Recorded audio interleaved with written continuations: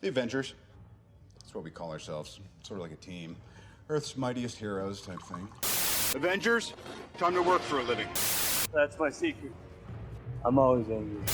I am on the side of life. You get hurt, hurt him back. You get killed, walk it off. I'm here to talk to you about the Avenger Initiative.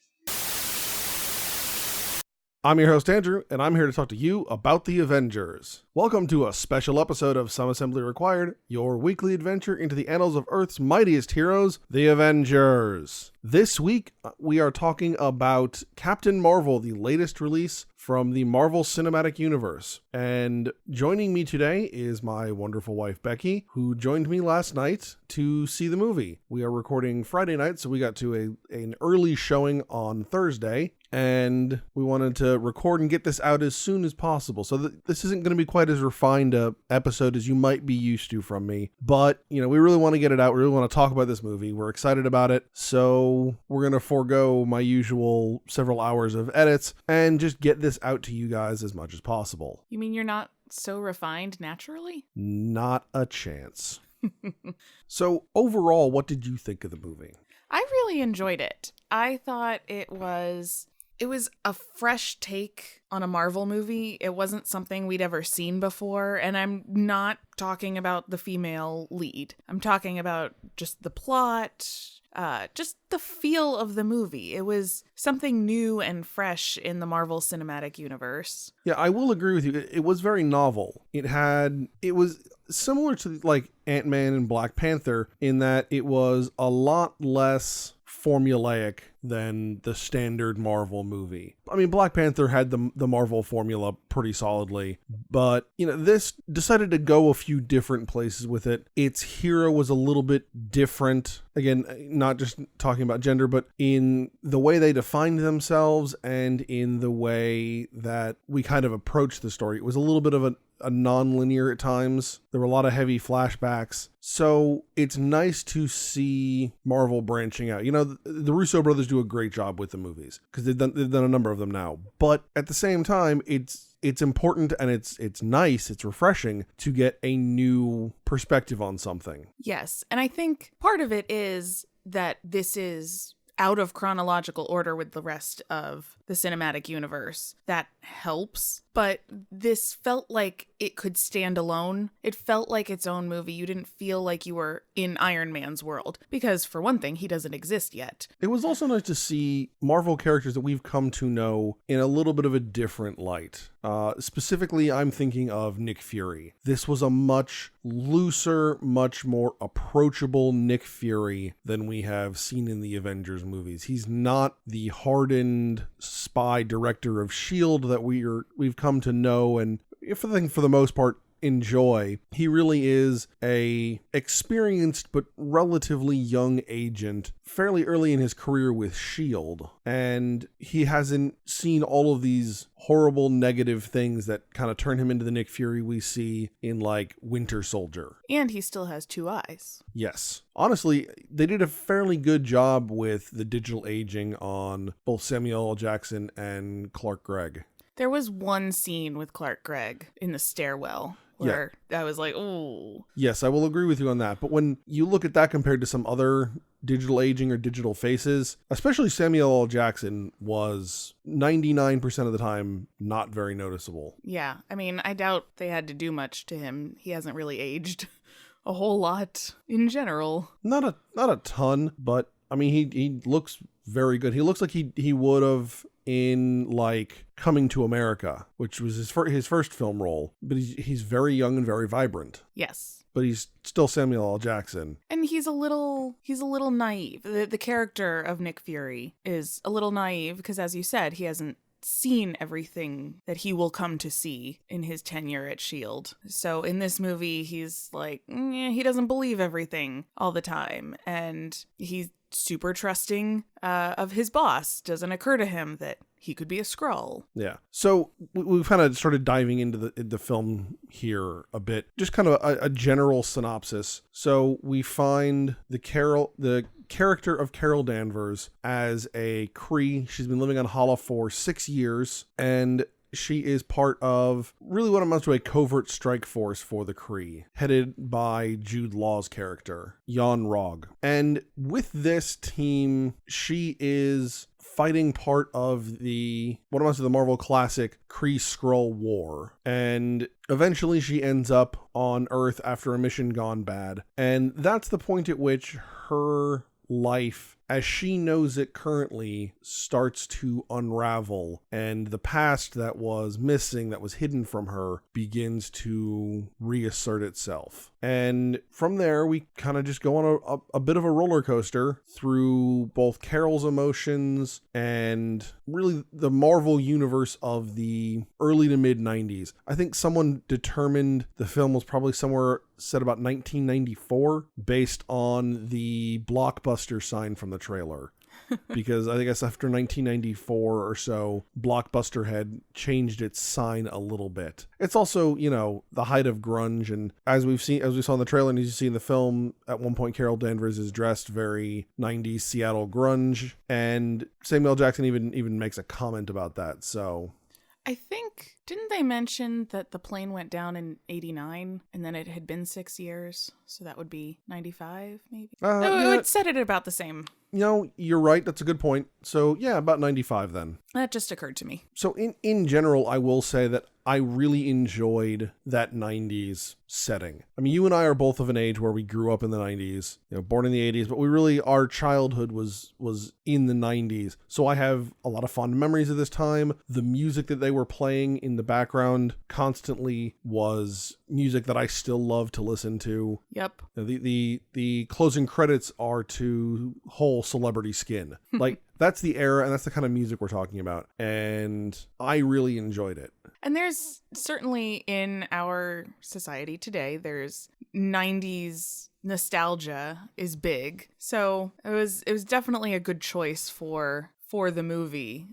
You can't go wrong with 90s nostalgia nowadays. No, certainly Marvel and obviously, you know, corporate overlord Disney knows their market. Right. So I think probably the next big thing is kind of the obvious one is, what did you think of Captain Marvel herself, of Carol Danvers? I mean, I loved the character because she was she was on this journey to find herself. It's a pretty common trope, I think, where somebody starts off with a mission that they're given, but along the way they find a connection and then their mission becomes to find themselves. So, you know, it was nice to see her just focus on herself, and while she had her Kree mission in the background, she starts to just focus more and more on, okay, what is my connection here? And I thought, you know, she was very cool, very strong,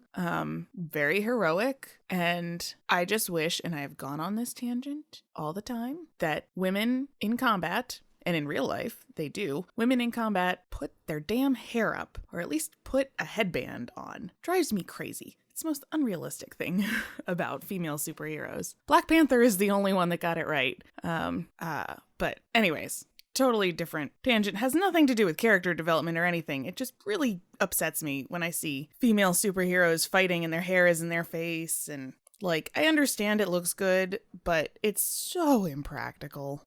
But anyways, overall, I thought the character she was really great. What did you think? I really enjoyed the fact that the character starts off very confused and unsure of herself. And they even play that off as, you know, part of her training, that she's this Kree warrior and that, you know, she's been given this great gift and she needs to learn how to better use it. And she doesn't really struggle with it, but she's just very unsure of how she fits into the universe. She knows what she's been told, what she's been taught, but there's always that sense from her that she feels there's something more out there and she's just reaching for it. And until she finds her way to Earth, until she finds this mission, she doesn't really know what is missing, just that something is. And then as it progresses, there's actually a period where she becomes more and more confused, where the pieces aren't even adding up. And then eventually she comes to a point where she finds clarity, at least to a certain extent. But it's really interesting to see a character start off kind of in that nebulous state of being, right?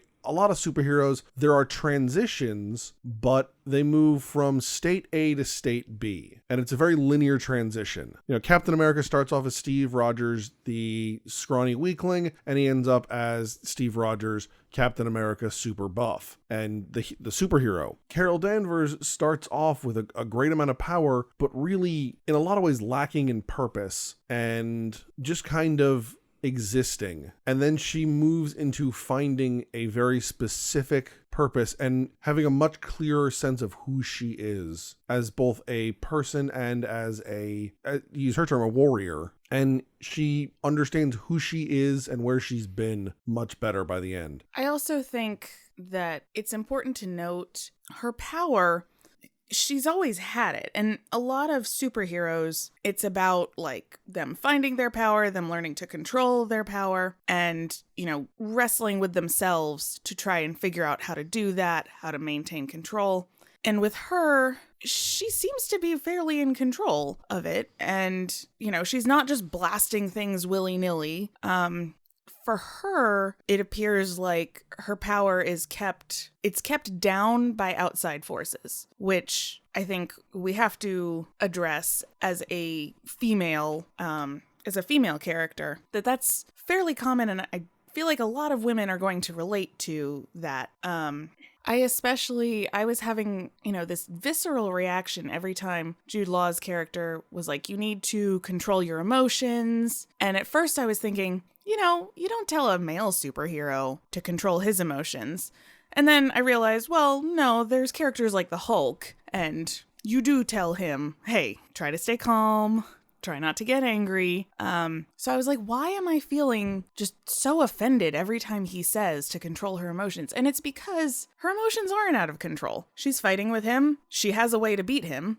And he's telling her, no, don't do that. He's keeping her power suppressed by calling her emotional. And I think a lot of women can relate to that. And a lot of women can relate to, you know, you express power and strength, and people, not always men, and, you know, not everyone, but our society, a lot of us have grown up with people being scared of women who are powerful, who are strong. And every woman has had a situation where somebody's like, oh, you must be very emotional. It must be your time of the month. Or things get blamed on our emotions much more often than they are of men's. And I think this movie did a very good job of not really focusing too much on the fact that she's female, but there are certain aspects that we have to appreciate, that she's gone through different experiences because of her gender. For one thing, she wouldn't have her powers if she hadn't been discriminated against because she was a woman.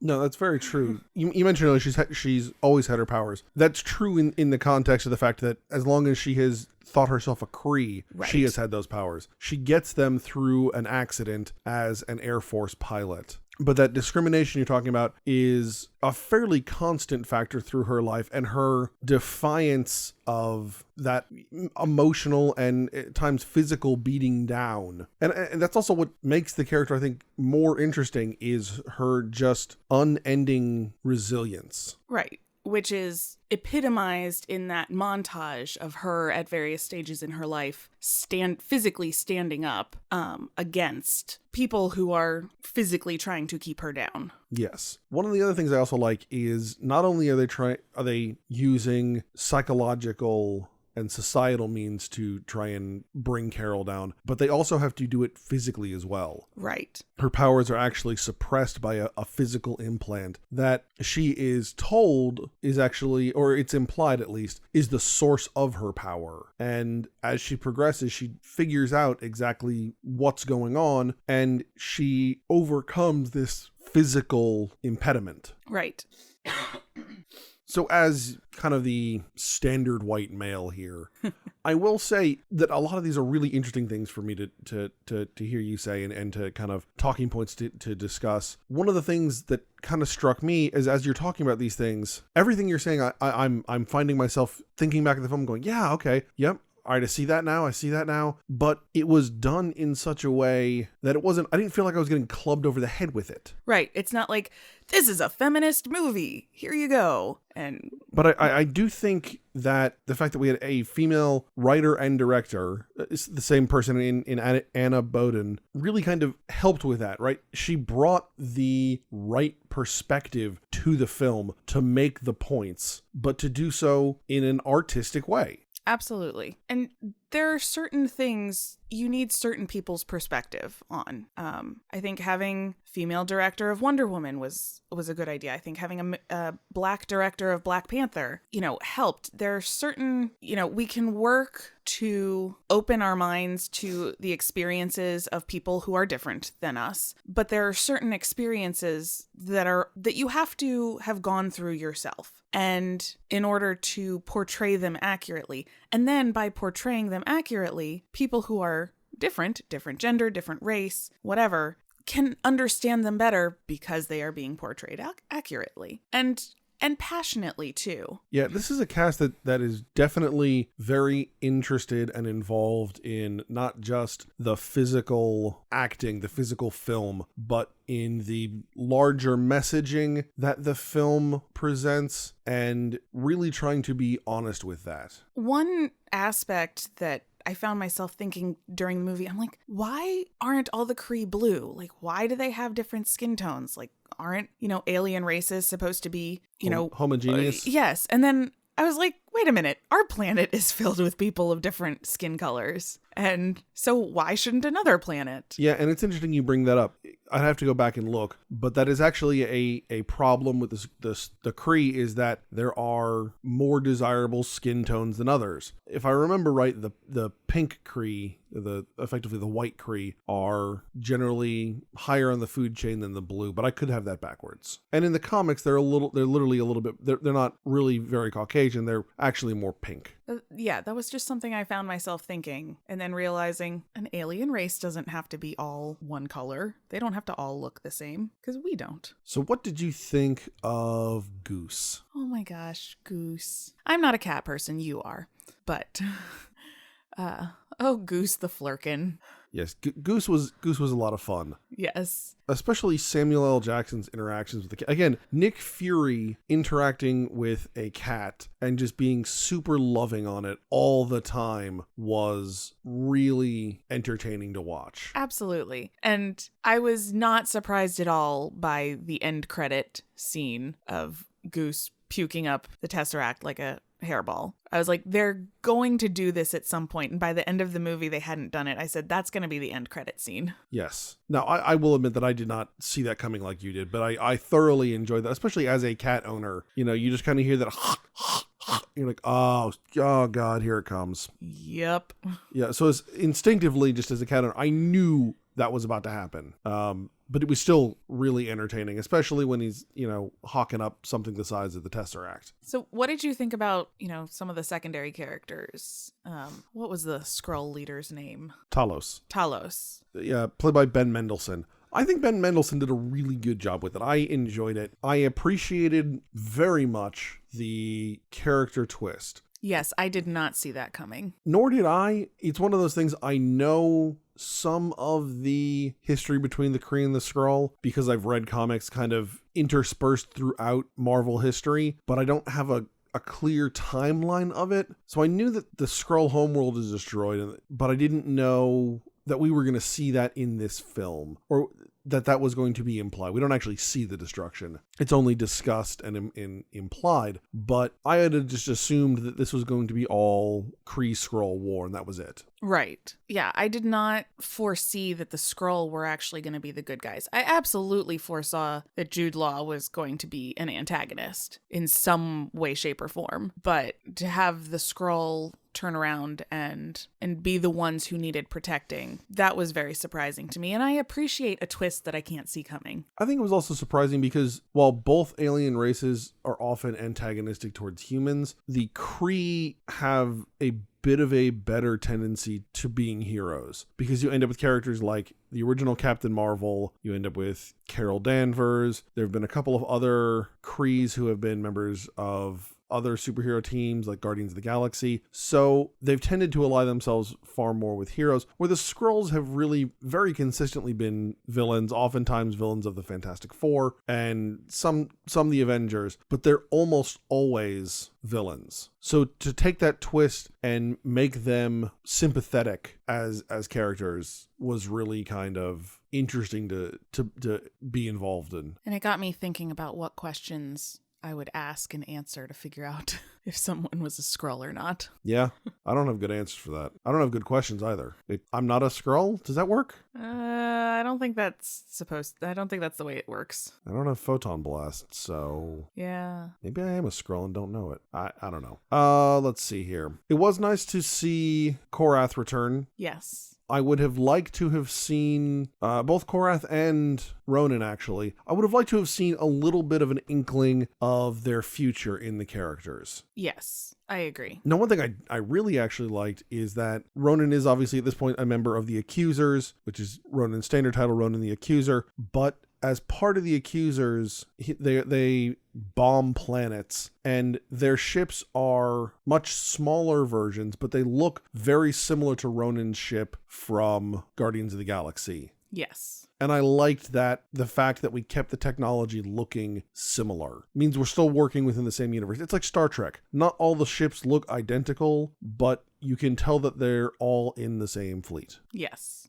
You know, the rest of the Kree squad she's with were really kind of just there. They were very forgettable. Yeah, Minerva's the only one whose name I can even remember. Yes. And she was kind of cool, but like not that much and not all that memorable. Yeah. So a little bit more character development with them might have been nice. What did you think of Maria? I really liked Maria. I think both as her and Carol as pilots, kind of in the flashbacks, and then kind of as we see them paired together, work really well together. They have that pilot kind of mentality, that personality to them. And then her as the person trying to wrap her head around everything that's going on, that her friend who's been declared dead for 6 years has suddenly shown up at her doorstep and has no memory of her. And now Maria has to wrap her brain around this pretty darn quickly. Yeah. And I loved her daughter. I loved Monica. Who herself at some point in the future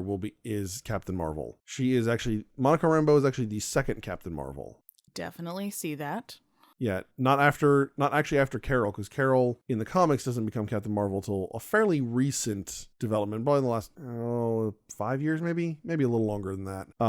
But yeah, so Marvel starts off as Captain Marvel, and then Monica Rambeau, and then Carol Danvers. Although Carol Danvers as Miss Marvel existed much longer. What I liked about Maria and Monica was, one, we haven't really seen either a superhero or a sidekick with children, except for Hawkeye, who we only recently found out has children and a family. And they're really kind of background or like flavoring to his character. Right. They're very not fundamental to his character. Right. And so whenever a sidekick gets asked, and I think, what's Captain America's friend's name? Bucky. No, the other one. The one that flies. Falcon. Thank you. I wanted to say Hawk. I was like, no, it's Hawkeye. Falcon says when Captain America asks you to join in, you go, or something like that. And Maria was like, no, I have a daughter I have to take care of. I have a life here. And I can't just drop everything to go on this super dangerous, life-threatening mission. And, as a mother, I totally get that. And then her daughter is the one who's like, no, you absolutely have to go. But, that's a perspective that we really haven't seen all that much. Hawkeye makes a joke during Civil War that, I'm disappointing my kids. I told them I was going to take them on a fishing trip. And that's the extent that we see. And I know we're going to see a lot more in Endgame with Hawkeye and his family. But that's the extent that we've seen, a superhero or a sidekick really consider how their actions and what they're about to do is going to impact their family. And that's important because normal people consider those things. Yeah, no, that's very, very true. So is there anything about the film that you didn't care for? You mean other than the fact that her hair was in her face? Yes. Okay. Not that comes to mind. I mean, I don't think it was the best Marvel movie, but it was certainly an excellent movie. One thing, not answering your question in any way, shape, or form, that I really did enjoy was... That's actually the antithesis of my question. Yeah, it's exactly the opposite of what you just asked. Was when Jude Law's character at the end, as they're fighting and he realizes she's about to beat him, tries to turn it around and, you have to prove to me that you can beat me down without your powers. And she's, no, I don't. And just beats him down using what she's got. Yeah, Jude Law gets his ass kicked a fair number of times. Yes. But there wasn't anything that jumped out at me as being something that I really disliked. As I said, at first, I really disliked every time he told her to control her emotions. But then reflecting on it, I realized this is something that we deal with in society all the time, and it should make me mad when I hear it. There's nothing wrong with including it because it is a female experience that should be explored and should be exposed. So even though it made my blood boil every time, I'm actually really glad it was in the movie. I think the only thing that I really didn't care for in the film was some of the cinematography during the fight sequences was very shaky cam, and it sometimes looked almost like the camera wasn't quite pointing where it should have been. I didn't notice that, but I also was trying not to go to the bathroom the entire movie, being 35 weeks pregnant. Yes, that is definitely worth noting that you did make it through the whole film.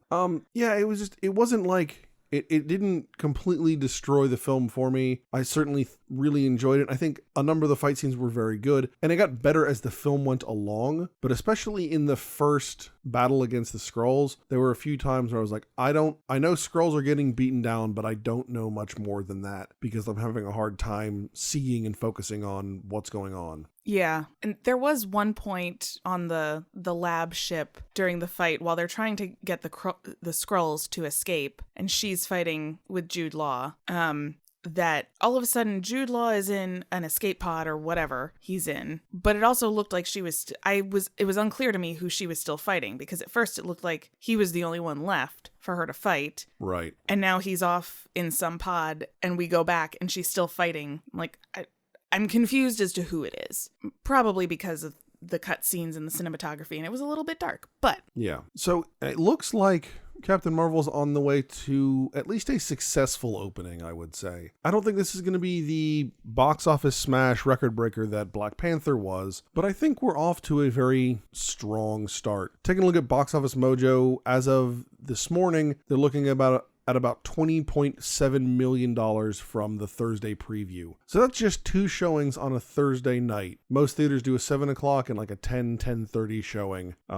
So $20.7 million is a fairly substantial chunk of change for that. So based on that, they're looking at projections from anywhere from 135 to 175 million for an opening weekend. Now, I want to say this film is probably on $150 to $170 million budget. So, they're going to have to work at it to make up their money, but I certainly think they're going to get it back. We'll probably end up in the, I would think, 400 million or so range, maybe more.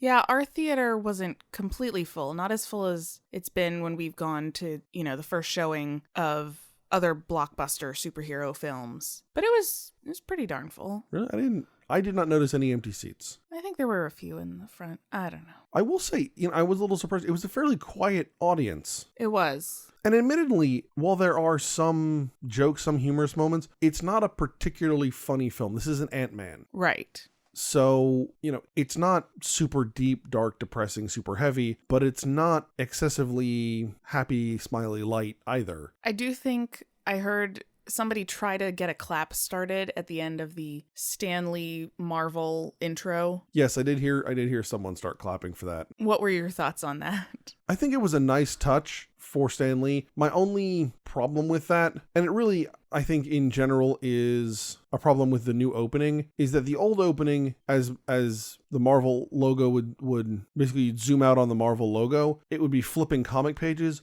of the hero right in the film. And now we see quick clips from all of the other Marvel films. So I would have liked, and the same thing with Black Panther, I would have liked to have seen, issues of Captain Marvel flipping through. Right. Okay, now you have more of an eye for cameos and Easter eggs. So what were some of the things that you noticed? Let's see. So the first one I noticed was Kelly Sue DeConnick was in the subway scene as just one of the passersby staring at Captain Marvel. Kelly Sue DeConnick being the comic book writer who transitioned Carol Danvers from Miss Marvel to Captain Marvel. The bar that she talks to Nick Fury at is called Poncho's, which is a reference to the early days of experimental jet aviation. It's specifically talked about at a fair length in the book The Right Stuff, which, as a side note, when she's in Blockbuster, as Carol's walking out, she stops for a second, picks up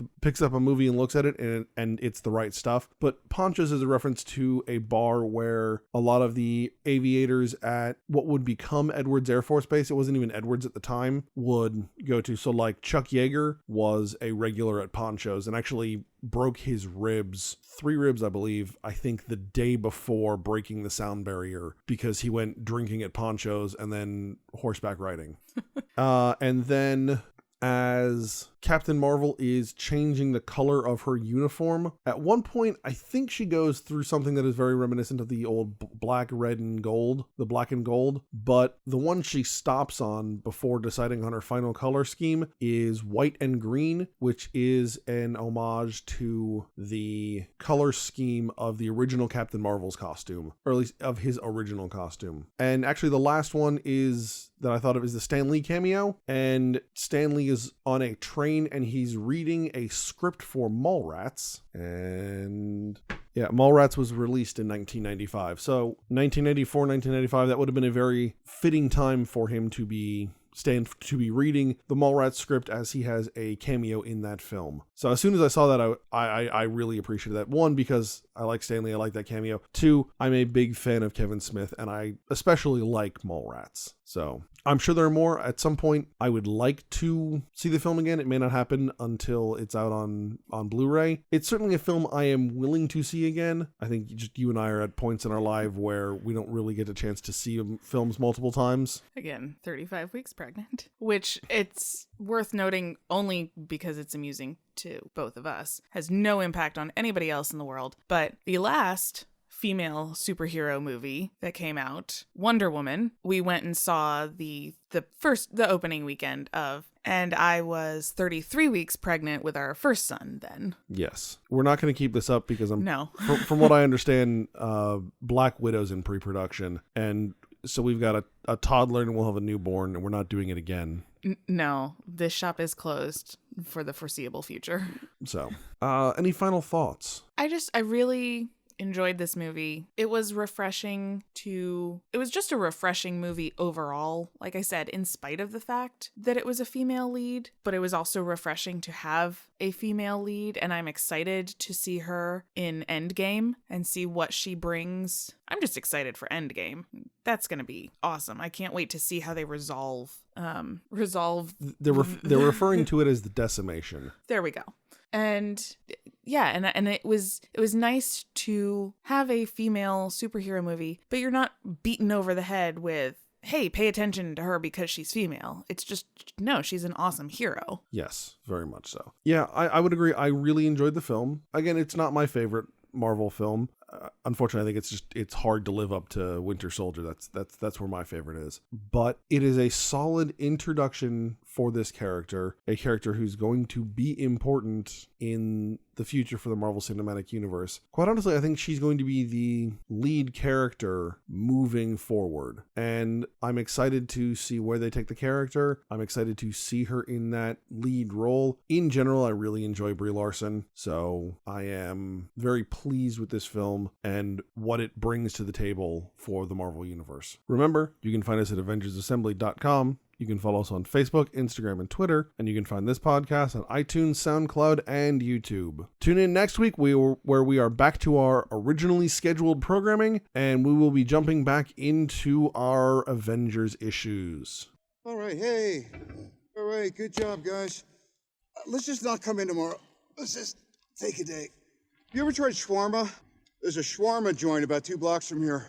I don't know what it is, but I want to try it.